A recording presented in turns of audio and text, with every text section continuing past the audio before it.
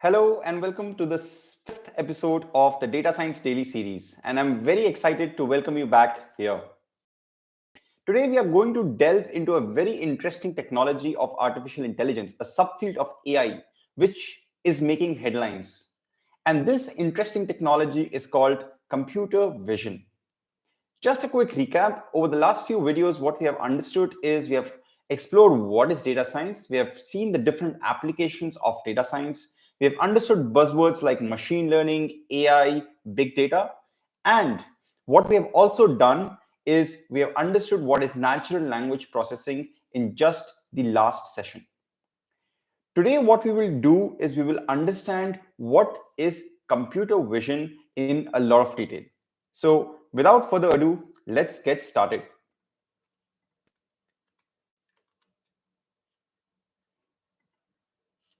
All right.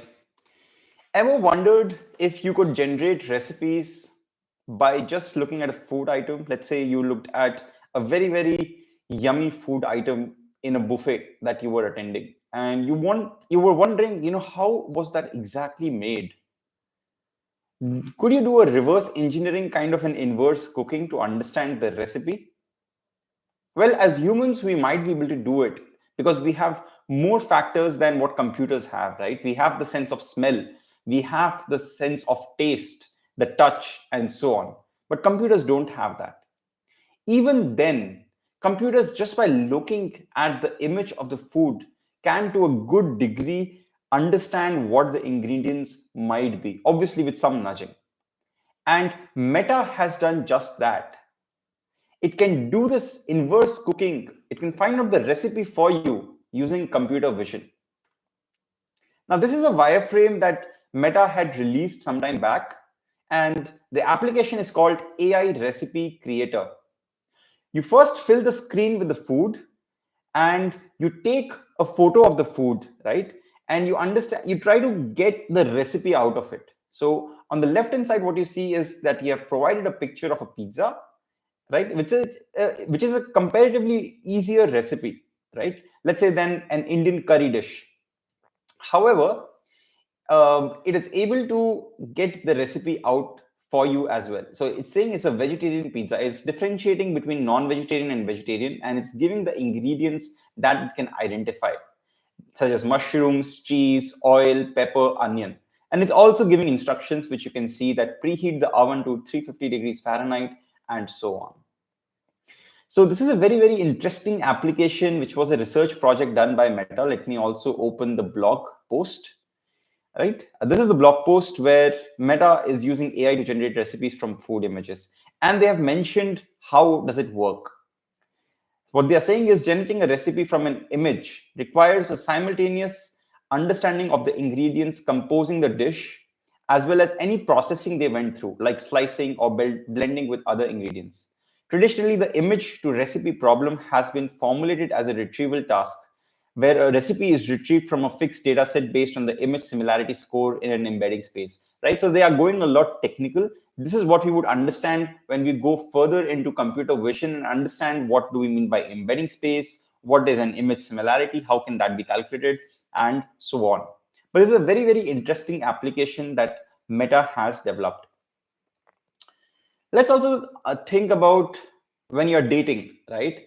You pay a lot of attention to how you're wearing, right, your clothes, how you're putting them on, and how you're looking. So Meta has also done a research project called Fashion Plus Plus, where just by looking at the image, it can give you suggestions and nudges that you should probably tuck your shirt in, you should probably change your hairstyle in a certain manner to look and appeal in a certain way. Now, think from so many different angles how much complex this problem statement is. So let's see what exactly they have built, right? This is a blog post titled Building AI with a Helpful Eye for Passion, right? And the project itself is called Fashion Plus Plus, which might recommend tucking in a shirt, ditching an accessory that you're probably wearing, or swapping a skirt for jeans instead.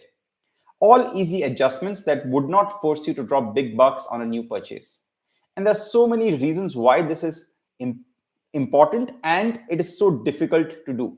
So what they're saying is, and what I agree with, Computer systems have gotten very good at recognizing whether a picture shows a dog or a cat. So this is a traditional computer vision problem, trying to find out whether a picture is showing dog or a cat, right? A very, very highly used problem statement, which has been around for a decade or more, right? But it is much more challenging to teach these computer vision systems to spot when a sweater clashes with a pair of pants, and more so if colors are matching or not, right? For Fashion Plus Plus to work, it must be able to take a photo and then differentiate the individual items of clothing and accessories, right? There's so many different ways of clothing around the globe. How do you actually classify them? And as well as how they are being worn, right? How are they looking on a person, right? How do you actually identify and quantify that? So this is quite challenging problem statement. But think about the fascination that comes when you would be able to use this kind of an application. Right? This is the magic of computer vision.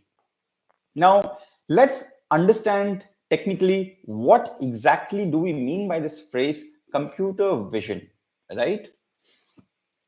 So what is computer vision? Computer vision is a field of AI that enables computers and systems to derive meaningful information from digital images. It can be videos or any other visual inputs. And that is effectively allowing the computer to see like humans are seeing with their intelligence. We are saying that the AI is also seeing, right? It's able to process what it is seeing, what the image is. It is able to understand that. Why is this field useful at all, right? Why would you want a computer to see, right? So we have discussed applications like Fashion Plus Plus, right? Creating recipes, but these are all aspirational. Where is the value in it? Now, according to a market research report, the computer vision market is expected to grow to 161 billion dollars by 2030. Right? It's going to be a huge market. And by reports from McKinsey, it's only the second largest AI use case out there, which is computer vision, right? Let's understand some common applications. So in medical sector, you have this application of medical image analysis, which can improve the efficiency, reduce the workload on doctors, right? And also improve the performance. How? You give the system a medical image and it is able to identify and classify that medical image into whether the particular disease exists or not. And medical images can be across the board, right? There's so many imaging. You can give MRIs images, you can give CT scans, and so on. And without having the need for a doctor to actually look and point out, what the computer vision system can do is it can give you the diagnosis on its own, right? It can assist a doctor, right, in their analysis and reduce their workload as well. And it is used widely around the world. It is again a challenging problem statement because medical images are not so easy to understand and to decipher, right? But computer vision systems, given a lot of data that they have been trained on, given that they are building off of complex algorithms beneath the hood, something called neural networks, which we will discuss in a lot of detail later on, right? They're able to do this. Let's look at another application which you all must have used: facial detection and recognition. Open your phone, right? And it recognizes that, okay, this is the person, this is Anant, and it opens up, right? It unlocks the screen. If you show it to a different person, it will not be able to detect that. And these kind of systems are being used widely around the globe by everyday users. Think about autonomous vehicles. How are they actually seeing the objects in front of them and processing that information? That again is computer vision. Now, one more interesting application in the retail sector, right, is called AI for merchandising. How do you actually enable effective merchandising using AI? And one of the applications at Urban Outfitters, which is a very interesting startup and a company that has developed on basis of this application of computer vision, is visual product search. Take a photo of an object that you like in a particular store, and what it will do is it will process that categories or that object's image, and it will give you the information about that particular item, right? What is the price of that item, what is the name of that item, what are the properties of that item, and so on. And it can give you even recommendations on where should you find relevant and desirable items. So if I'm walking into a store, I like a t-shirt, for example, I want to find similar t-shirts to that particular item, right? Now, instead of having to go throughout the store and find out things that I like, what this application can enable you to do is it can enable you to take photos of items that you like, get recommendations of items that you might like, which are similar to what you have already selected, and it can pinpoint you to where you should go, right? So it makes the entire process seamless and very, very personalized. Another interesting application is artwork recognition, right? Take a photo of any artwork and you will get the artist name, you will get the title of the artwork, and you will get the price. And this has been enabled by a company called Magnus, right? It's like Shazam for art. Another interesting application, which Heineken in this particular study has used, is it has done something called visual listening. Now, typically, when brands want to understand how popular they are, they might do a keyword search across the web. They might crawl the web and do a keyword search on how many times are they getting mentioned, right? Similar to what you see on Google Trends, right? What people are typing in, how much they're searching. But there's another angle to it, which is called visual listening. There would be additional information in images that would exist. Let's say people have not tagged Heineken on Instagram when they're hanging out with their friends. They don't see the need to tag the company Heineken, right? But they are holding up a Heineken beer and clicking a photo with the group. Now that photo is also kind of a reference to Heineken. And how does Heineken know that it has been referenced in that image? It does logo detection.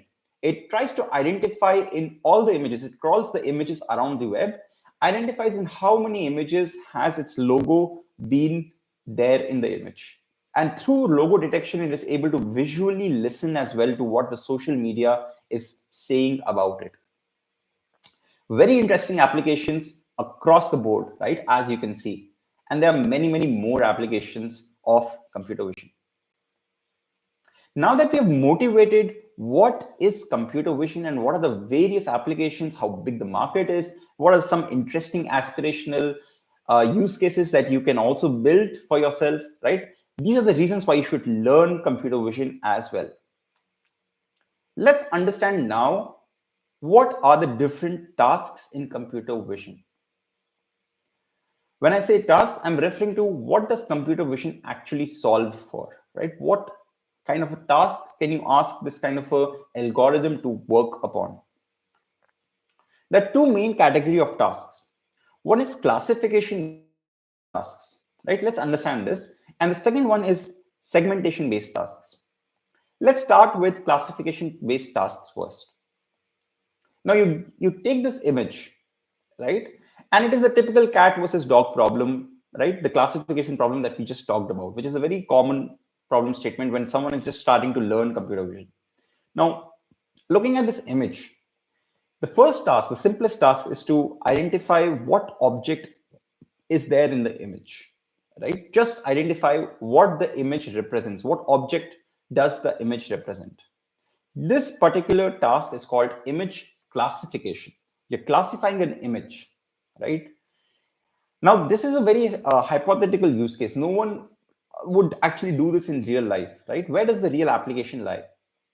Now, in manufacturing setting, if you have a product that has a defect, if you're trying to understand the quality of a product, what you can do is you can take the image and you can tag it, you can classify it into whether it is defective or not defective, or whether it is good quality or bad quality. That is one interesting application of image classification. It is a process of placing the image in a class or categorizing it.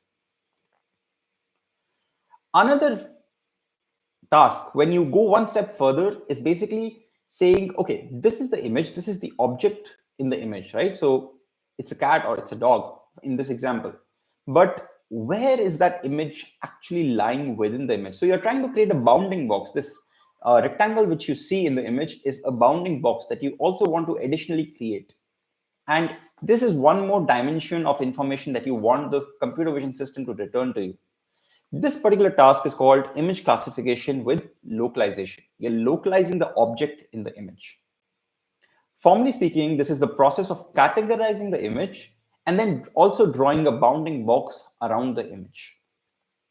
So then now there are two dimensions to the output that you get when you try to solve this task. Now, it's not always the case that you only have one object in the image. You can have multiple objects. And what if you want to detect all of those objects in the image all at once, right?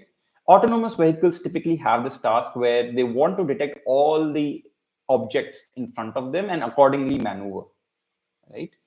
Or even if you're looking at security systems which are trying to figure out whether an intruder has come into your house or not, it needs to be able to identify how many people there are, what are the locations, right, the faces, and recognize the faces and so on. So it's not just enough to recognize the face, because a person might be walking on the street, right, and you can't just say that, okay, that's an intruder, because that person is not inside the house, right? So you need to be able to identify the person using facial recognition, but also identify the location, right, and be able to localize that. And there can be multiple people, right, and they can have multiple objects with them, right? So advanced security systems can make use of all of this information when they are alerting, and they are giving you proactive measures to protect yourself.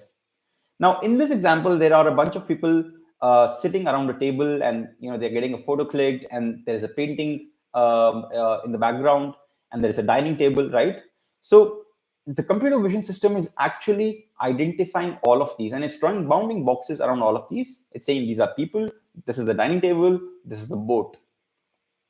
Formally speaking, right, when you have multiple objects within an image and you want to classify that object and also draw a bounding box around it, it is a field of object detection, right? And object detection is what autonomous vehicles actually do as well. It's a variation of image classification with localization for multiple objects. So what we covered in the classification based tasks is you're trying to classify, primarily you're trying to classify the object, right? And in some instances also draw a localizing bounding box around the object. Now, going one step further, you might not be okay with just a bounding box, right? You might want to have the actual boundary, the pixel-wise boundary of the object itself. And this is where we dive one step further, right? And we go into something called segmentation. You're segmenting the particular object in the image pixel by pixel. And there can be two main use cases where you're doing this. Now, it's the same image of people sitting around a dining table, right, with the background. But now you can see that each object has been colored, right, pixel by pixel. And it has been done so semantically. Semantic means meaning based. So the meaning of, let's say, similar objects are basically similar, right? Like people are identified as one semantic category. Like dining table and all the other objects on it, like utensils, is one semantic category, right? Having a similar meaning. So what this task is about is it identifies specific pixels belonging to each object in the image, and it's coloring the same class similarly. So people are colored similarly.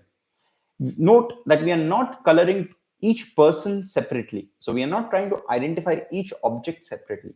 We are only doing a semantic segmentation. We are saying that these are same objects of the same class, right?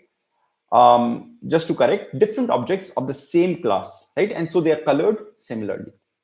Now, if you want to color each object separately, that is where you need to go into instance segmentation. As the name suggests, each instance of an object is identified and colored, right? It's segmented separately. So pixel by pixel, each object is identified separately.